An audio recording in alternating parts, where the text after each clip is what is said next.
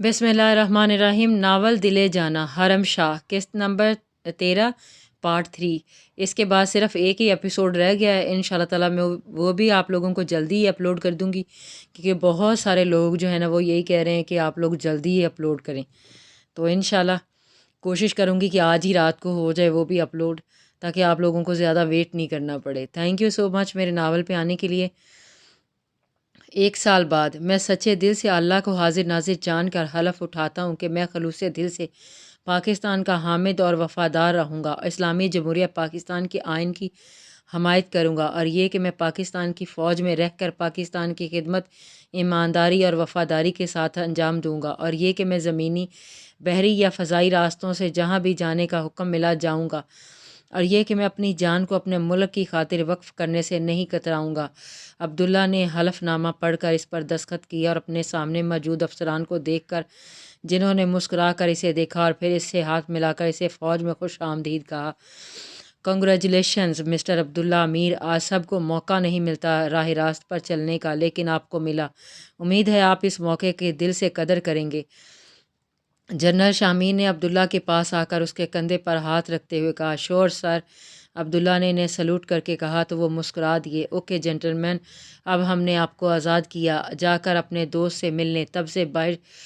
تب سے باہر بے چینی سے ٹہل رہا ہے۔ جنرل شامیر نے باہر کی جانب اشارہ کیا تو ویر نے سلوٹ کرتا باہر آ گیا، جہاں عماد بے چینی سے اس کا انتظار کر رہا تھا۔ Good evening major. عماد کو دیکھا عبداللہ نے جی جان سے سلوٹ کرتے ہوئے کہا تو عماد اس کی جانب پلٹا اور حیرت سے اسے دیکھا۔ عبداللہ اس وقت آرمی یونیفارم میں ملبوس تھا، جو شاید اسے حلف اٹھانے کے بعد دیا گیا تھا، کیونکہ عبداللہ نے عماد کے ساتھ کام کرنا تھا اور انہیں یونیفارم درکار نہیں تھا۔ میجر کے بچے، گلے مل، یہ سلوٹ کسی اور کو مارنا۔ عماد نے عبداللہ کو گلے لگایا تو وہ ہنس دیا۔ عماد نے بھی اس سے دور ہو کر مسکراتے ہوئے اسے دیکھا۔ اس وقت اسے آرمی یونیفارم میں دیکھ کر عماد کی آنکھوں میں ایک مان، ایک غرور تھا، جیسے کسی باپ کی آنکھوں میں اپنے اولاد کو کامیاب دیکھ کر ہوتا ہے۔ چلو اب چینج کر لو، چلنا ہے ہمیں۔ کہاں؟ ویر نے اسے ہاسٹل کے کمرے کی جانب جاتے ہوئے پوچھا تو عماد بھی اس کے ساتھ ساتھ چل دیا۔ فی الحال ذرا کسی ریسٹورنٹ میں چلیں گے، کھانا کھائیں گے، پھر ساری رات گھومیں گے پھریں گے، عیاشی کریں گے دونوں یار مل کر۔ عبداللہ کے ماتھے پر یہ بات جان کر بل آیا اور اس نے انکار میں سر ہلایا۔ مجھے بس میرے گھر جانا ہے، تم نہیں جانتے عماد یہ 1 سال میں نے کس قدر بے چینی سے کاٹا ہے۔ عبداللہ کے چہرے پر خواب کی سی ایک کیفیت تھی۔ جانتے ہو، جب انسان میں کوئی امید باقی نہ ہو تو وہ اپنی ساری زندگی اندھیرے میں قید بھی گزار لے، لیکن جب امید کی روشنی سورج کی کرن بن کر اس پر پھوٹ رہی ہو تو 1 سیکنڈ بھی ہزاروں سالوں کی مانند لگتا ہے۔ ویر نے مسکرا کر کہا اور اپنے کپڑے تہہ کر کے اپنے بیگ میں رکھنے لگا۔ واہ، تم تو فلاسفر ہو گئے ہو بھئی، زندگی سب سکھا دیتی ہے، عبداللہ نے کندھے اچک کر کہا اور کپڑے پکڑ کر واش روم میں چینج کرنے کے لیے چلا گیا۔ کچھ دیر کے بعد ہی وہ نیلی جینس کی پینٹ پر ایک بلیک شرٹ پہنے باہر آیا اور اپنے چھوٹے چھوٹے بالوں میں ہاتھ چلا کر اسے سیٹ کیا۔ چلو، عبداللہ نے کہا تو عماد جو اسے ہی دیکھ رہا تھا مسکرا دیا۔ بالکل بدل گئے ہو، تم ایک نئے انسان بن گئے ہو اور یہ تبدیلی بہت اچھی ہے۔ عماد کی بات پر عبداللہ بھی مسکرا دیا۔ میرے بدلنے کی وجہ اگر کوئی ہے تو بس میری مرجان اور میرا بیٹا۔ عماد کے ماتھے پر شکنیں نمایاں ہوئیں اور وہ جلدی سے اٹھ کھڑا ہوا۔ پچھلے سال تک تو وجہ میں تھا۔ واہ بھئی، بیوی کے پاس کیا جا رہے ہو، پارٹی ہی بدل لی۔ عماد کا بسورا ہوا منہ دیکھ کر عبداللہ ہنس دیا۔ تم نے میرا ساتھ نبھایا، لیکن میری وجہ میری مرجان اور کلب ہی تھے۔ ان کی محبت نے مجھ میں بدلنے اور جینے کی چاہ پیدا کی، جس کے بغیر میں بس ایک بے جان وجود تھا، بالکل کوریا جذبات سے عاری۔ سمجھ گئے نا؟ عبداللہ نے اسے سمجھانا چاہا۔ سمجھ گئے جی، سب سمجھ گئے۔ کیا سمجھے؟ عبداللہ نے اپنے چوڑے سینے پر ہاتھ باندھتے ہوئے پوچھا۔ یہی کہ تم زن مرید ہو، عماد نے شرارت سے کہا تو عبداللہ ہنسنا شروع ہوا اور ہنستا ہی چلا گیا، جبکہ اسے ہنستے دیکھ کر عماد مسکرا کر اس کے پاس آیا اور اس کے کندھے پر اپنا ہاتھ رکھا۔ چلو عبداللہ، تمہارے سب امتحان آج ختم ہوئے، تمہاری خوشی اور تمہاری زندگی تمہاری راہ دیکھ رہی ہے۔ عماد کی بات پر عبداللہ نے عصابت میں سر ہلایا، اپنے بیگ کو کندھے پر ڈالتے اس کے ساتھ اپنی نئی منزل کی جانب چل دیا، جہاں خوشیاں اس کی منتظر تھیں۔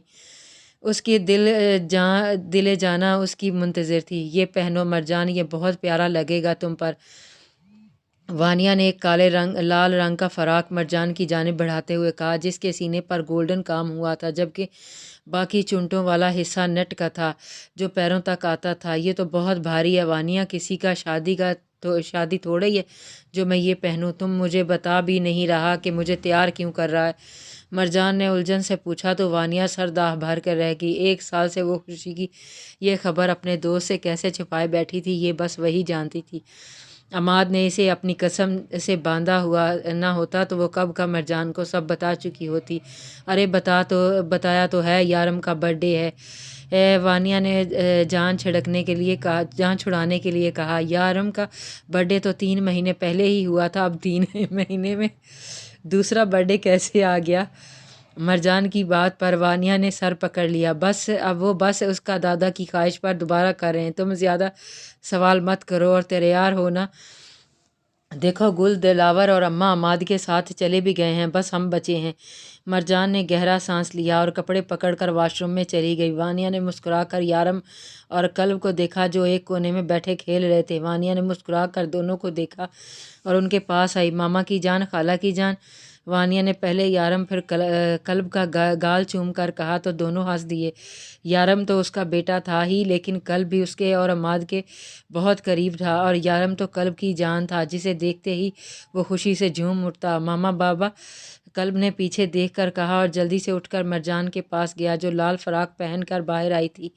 کلب نے اس کا فراق پکڑ کر پھر سے باؤ کہا تھا تو مرجان نے مسکرا کر اسے باہوں میں اٹھا لیا۔ اس کا بیٹا ہی تو اس کی جان تھا، اسے چھوڑو نا اور تیار ہو جلدی سے، ٹائم نہیں ہے، وانیہ نے بے چینی سے کہا اور کلب کو اس کی باہوں سے لے کر زمین پر کھڑا کیا، پھر ایک لال رنگ کی سینڈل نکال کر مرجان کے پیروں میں رکھی۔ وانیہ، یہ بہت اونچا ہے، میں گر جاؤں گی اسے پہن کے۔ مرجان نے اس کی ہائی ہیلز دیکھتے ہوئے کہا، کچھ نہیں ہوتا، یہی پہنو گی تم۔ مرجان نے گہرا سانس لے کر وہ جوتا پہننے لگی۔ جب کلب نے دوسرا جوتا پکڑا اور اس کے پیروں میں رکھ کر اپنے چھوٹے چھوٹے ہاتھوں سے اسے پہنانے لگا۔ ہائے، تمہارا بیٹا کتنا سویٹ ہے نا، کتنا خیال ہے اسے تمہارا، اور میرا شہزادہ۔ وانیہ نے اتنا کہہ کر یارم کی جانب دیکھا تو اس کی آنکھیں حیرت سے پھٹ گئیں۔ یارم! وانیہ بھاگ کر اس کے پاس آئی اور اس کے ہاتھ سے لال رنگ کی لپسٹک پکڑی جو وہ کھانے میں مصروف تھا۔ وانیہ کو دیکھ کر یارم نے اسے اپنے 4 دانت دیکھے جو لال ہو چکے تھے۔ یا اللہ، کیا کروں میں اس کا؟ وانیہ نے اسے باہوں میں اٹھایا اور واش روم لے گئی۔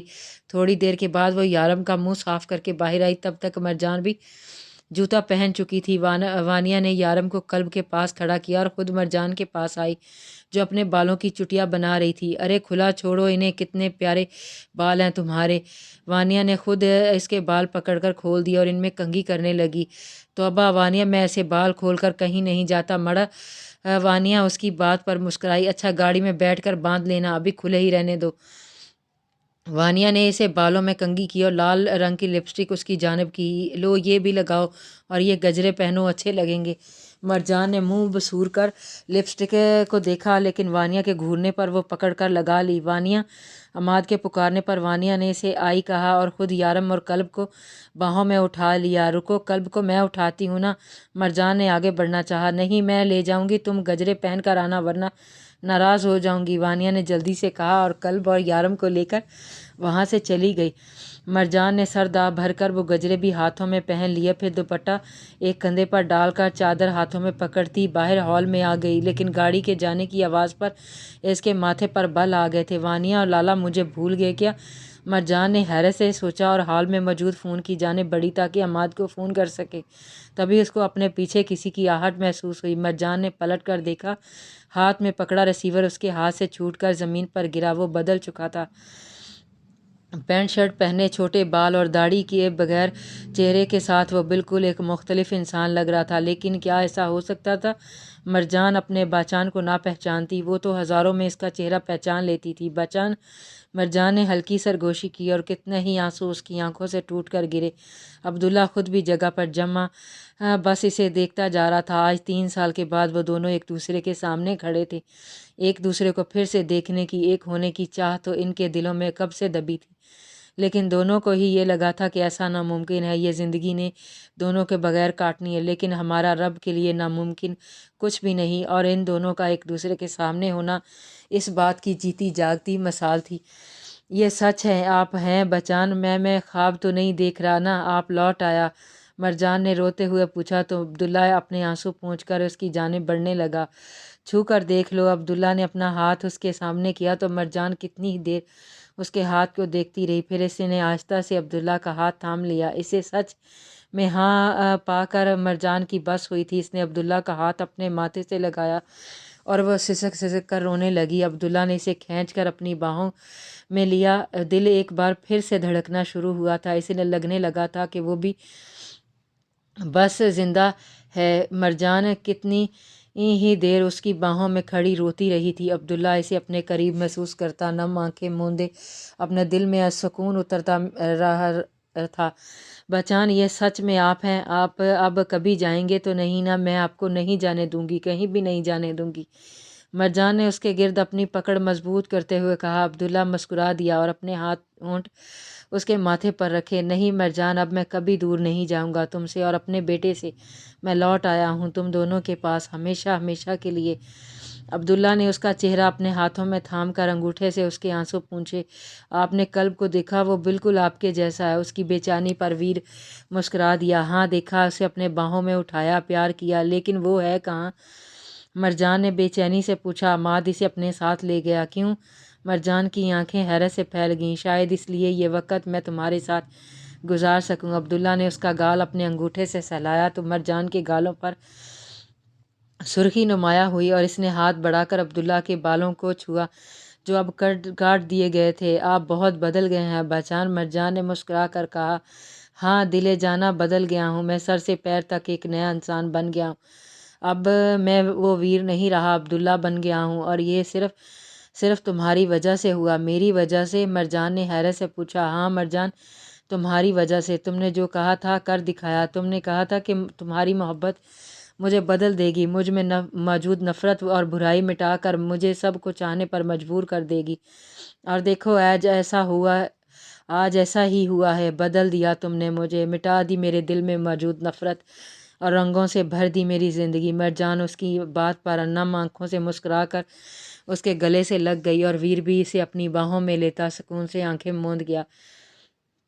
کتنی ہی دیر دونوں ایک دوسرے کی باہوں میں کھڑے اپنے دل میں سکون اتارتے رہے، ایک دوسرے کو یہ یقین دلاتے رہے تھے کہ وہ ایک ہیں، اب کبھی ایک دوسرے سے دور نہیں ہوں گے۔ کچھ اور تھا، میں کچھ اور ہی تھا، تو نے ہی مجھ کو نکھارا ہے۔ اب جو مجھے بھی مجھ میں پیارا ہے، وہ ہر رنگ تمہارا ہے۔ جو کل تھا تیرے ساتھ ملے، ہاتھوں میں نہ یہ ہاتھ رہے، کچھ آدھے ادھورے لمحے لیے دل کا یہ شہر سجاؤں گا۔ میں پھر بھی تم کو چاہوں گا، میں پھر بھی تم کو چاہوں گا، اس چاہت میں مر جاؤں گا، میں پھر بھی تم کو چاہوں گا۔ ایک دوسرے کی پناہوں میں کھڑے ان دونوں کا وقت کا اندازہ ہی نہیں رہا۔ پھر مرجان ایک خیال کے تحت اس سے دور ہوئی۔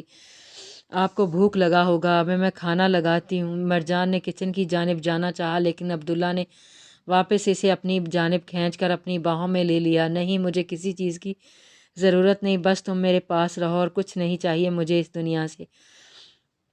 عبداللہ نے اس کا چہرہ اپنے ہاتھوں میں تھام کر اپنے ہونٹوں کو اس کے ماتھے پر رکھے، پھر نرمی سے اس کی آنکھوں کو چوما۔ بچان، اب گھر دیکھے نا، کتنا پیارا دیا ہے حماد لالا نے ہمیں تحفے میں۔ مرجان نے اس کے جذبات پر بند باندھ کر ایک اور کوشش کی، لیکن اب وہ اس کے دونوں رخساروں پر اپنے ہونٹ رکھ چکا تھا۔ تمہارے علاوہ کچھ نہیں دیکھنا۔ عبداللہ نے اس کے ہونٹوں کی کونے کو نرمی سے چوما تو مرجان کا روم روم کانپ اٹھا۔ تو آپ کو ٹی وی لگا دیتی ہوں، بہت مزے کا چیز ہے، بہت کچھ ملتا ہے اس پر سننے کو۔ مرجان کے گھبراتے ہوئے کہا۔ مجھے تمہارے علاوہ کسی کو نہیں سننا۔ اتنا کہہ کر عبداللہ نے اس کے لپسٹک سے سجے سرخ ہونٹوں کو اپنے ہونٹوں میں لے لیا۔ مرجان نے کانپتے ہاتھوں میں اس کا گریباں جھکڑا اور اس کی باہوں میں کھڑی اس کی محبت کو محسوس کرتی رہی۔ اچانک ہی عبداللہ اسے اپنی باہوں میں اٹھا لیا تو مرجان نے گھبرا کر اسے دیکھا۔ بچان، عبداللہ نے جانثار نگاہوں سے اس کا چہرہ دیکھا اور اس کے کمرے کی جانب چل دیا جہاں سے اس نے اسے آتے دیکھا تھا۔ بولو جانے بچان، آج تمہیں دیکھنا، تمہیں سننے، تمہیں محسوس کرنے کے لیے ہی تو میں یہاں ہوں۔ عبداللہ نے اسے بیڈ پر لٹایا اور اس کے ہاتھ پکڑ کر اپنے دل پر رکھا۔ یہ دل صرف تمہارے لیے دھڑکتا ہے دل جانا، یہ سانسیں صرف تمہارے لیے چلتی ہیں، تمہارے بغیر میں کچھ نہیں۔ اتنا کہہ کر عبداللہ نے اس کی نم پلکوں پر اپنی ہونٹ رکھے۔ میں بھی آپ کے بغیر نہیں رہ سکتی بچان، مرجان نے محبت سے کہا تو عبداللہ اسے دیکھ کر مسکرا دیا۔ میرے جذبات تم سے ذرا الگ ہیں۔ وہ کیسے؟ مرجان نے مسکرا کر پوچھا تو عبداللہ نے اس کا ہاتھ اپنے ہاتھوں میں تھام کر اپنے ہونٹوں سے لگایا۔ جانے زمان تائزانے زمان، عبداللہ نے اس کی آنکھوں کو چوم کر کہا تو مرجان کی آنکھیں حیرت سے پھیل گئیں۔ اب کی بار عبداللہ نے اس کے گال کو چوما تھا۔ اتنا کہہ کر عبداللہ پھر سے اس کے ہونٹوں پر جھک گیا تھا اور مرجان بس تکیہ اپنی مٹھیوں میں جکڑ کر رہ گئی تھی۔ جب عبداللہ اس سے دور ہوا تو مرجان نے حیرت سے اس کی جانب دیکھا۔ آپ نے یہ سب سنا تھا؟ مجھے لگا آپ سو رہے تھے۔ مرجان نے وہ رات یاد کرتے ہوئے کہا جب وہ دونوں پہلی بار ایک دوسرے کے قریب آئے تھے، جب مرجان نے اس کے سوتے ہوئے یہ الفاظ کہے تھے، ایسا ہو سکتا تھا ان پلوں کا ایک لمحہ بھی میں ضائع کر سکتا تھا؟ وہ پل میرے سب کچھ تھے، دل جانا تم میرا سب کچھ ہو، عبداللہ نے محبت سے کہا تو مرجان خود میں ہی سمٹ گئی۔ عبداللہ کی نظروں سے اس کا یہ سمٹنا اور شرمانا چھپا نہیں رہا۔ اس نے مسکراتے ہوئے اس پر سے اس کا دوپٹہ ہٹایا اور اس کی گردن پر اپنے ہونٹ رکھ دیے۔ اب آپ پھر کبھی مجھ سے دور مت جائیے گا بچان، نہیں رہ سکتی آپ کے بغیر، مرجان نے نم آواز میں کہا۔ عبداللہ نے اس کی گردن سے منہ نکال کر اسے دیکھا۔ کل کا مت سوچو، صرف ان پلوں کو محسوس کر جب ہم ایک دوسرے کے پاس ہیں، یہ لمحے سب سے قیمتی ہے دل جانا۔ اتنا کہہ کر عبداللہ نے اس کے نازک وجود کو اپنی گرفت میں لے لیا۔ اتنے سالوں کی جدائی کا جنون اور شدت وہ آہستہ آہستہ اس کی رگوں میں انڈھیلنے لگا۔ مرجان کو اپنی فراق کی زپ کھلتی ہوئی محسوس ہوئی تھی، زور سے اپنی آنکھیں میچ گئی۔ اس کے بعد اس نے اپنے کندھے سے شرٹ سرکتی محسوس کی تو عبداللہ سے دور ہونا چاہا۔ بچان جی دل جانا، عبداللہ نے بھی اتنی ہی محبت سے اسے پکارا۔ اسے دور ہو کر اپنی شرٹ کے بٹن کھولنے لگا۔ اس کے چوڑے سینے پر نظر پڑتے ہی مرجان نے شرما کر اپنا چہرہ ہاتھوں میں چھپا لیا۔ اس کی اداؤں پر جانثار ہوتے عبداللہ اپنی شرٹ اتار کر اس پر حاوی ہو گیا۔ گزرتی رات نے ان کے درمیان موجود ہر دوری مٹا دی تھی۔ ان کے صبر کا پھل انہیں دیا جا چکا تھا۔ آج وہ دونوں ایک دوسرے کے ساتھ تھے۔ مرجان اس کی باہوں میں سمٹی آنکھیں بند کیے اس کی محبت کو محسوس کر رہی تھی۔ ابھی بھی وہ مرجان سے دور نہیں ہوا تھا۔ ساری رات اپنی محبتوں اور شدتوں کی آنچ میں اس نے مرجان کو جلایا تھا۔ اب تو فجر کی اذانیں ہونے لگی تھیں۔ وہ ابھی بھی اسے اپنی آغوش میں بھرے اپنی محبت اس پر لوٹا رہا تھا۔ بچان اب چھوڑے نا مجھے، دیکھیں کتنا دیر ہو گیا ہے۔ مرجان نے اسے روکنے کی کوشش کی، جس کے نتیجے میں اس کی گردن پر سرکتے ہونٹ رکے اور اسے دانت اپنی گردن پر گڑتے محسوس ہوئے۔ بچان میں تھک گئی ہوں نا، مرجان نے محبت سے کہا تو عبداللہ نے اس کی گردن سے چہرہ نکال کر دیکھا۔ اتنے سال میرے بغیر رہی ہو، اب دوری کا سوچنا بھی مت۔ اتنا کہہ کر وہ پھر سے اس کی گردن پر جھک گیا اور مرجان بے بسی سے اس کی باہوں میں سمٹنے لگی۔ اسے لگا تھا کہ اب اس کا دل بھر جائے گا، لیکن اپنی تشنگی مٹانے کے باوجود جب وہ اس سے دور نہیں ہوا تو مرجان نے منہ بسور کر اسے دیکھا۔ چھوڑے نا، اب مجھے نماز پڑھنا ہے۔ مرجان کے اتنا کہتے ہی عبداللہ نے فوراً اس کو چھوڑ دیا تو مرجان نے شرمیلی سی مسکان کے ساتھ اسے دیکھا اور جلدی سے واش روم میں بند ہو گئی۔ فریش ہو کر ایک ہلکا گلابی سوٹ پہنے وہ باہر آئی اور دوپٹے کا حجاب بنا کر جائے نماز بچھا کر نماز پڑھنے لگی۔ عبداللہ خواب کی سی کیفیت میں اسے دیکھتا جا رہا تھا۔ کوئی اس قدر پاکیزہ، اس قدر معصوم کیسے دکھ سکتا ہے جتنی مرجان نماز پڑھتے ہوئے لگ رہی تھی۔ سلام پھیر کر مرجان نے دعا کے لیے ہاتھ اٹھائے اور نم پلکوں سے کتنی ہی دیر دعا مانگتی رہی، پھر اٹھ کر عبداللہ کے پاس آئی اور آیت الکرسی پڑھ کر اس پر پھونک ماری۔ عبداللہ نے مسکرا کر اس کی معصوم چہرے کو دیکھا۔ چلیں اب آپ بھی اٹھ کر نماز پڑھیں، ہمیں اللہ کا شکر ادا کرنا ہے نا کہ اس نے ہمیں پھر سے ملا دیا، اس گناہ کی دنیا سے دور ایک عزت کی زندگی جینے کا موقع دیا۔ بہت احسان ہے اللہ کی ہم پر، سب کا شکریہ ادا کرنا ہے ہمیں۔ مرجان کی بات پر عبداللہ کے چہرے کی مسکان غائب ہوئی۔ اس نے اپنے اعمال سے سب کو راضی کر لیا تھا، سب کے دل جیت کر انہیں خود کو معاف کرنے پر مجبور کر دیا تھا، لیکن اپنے رب سے تو وہ کبھی معافی مانگ ہی نہیں پایا تھا۔ اس میں ایسا کرنے کی ہمت ہی پیدا نہیں ہو رہی تھی۔ کیا ہوا؟ اس کے چہرے پر اضطراب دیکھ کر مرجان نے محبت سے پوچھا۔ میں کس منہ سے نماز پڑھوں مرجان، کیسے اللہ کے سامنے کھڑا ہو جاؤں جب کہ میرے گناہ میرے سامنے ہیں، جب کہ میں جانتا ہوں میرے گناہوں کی کوئی بخشش نہیں۔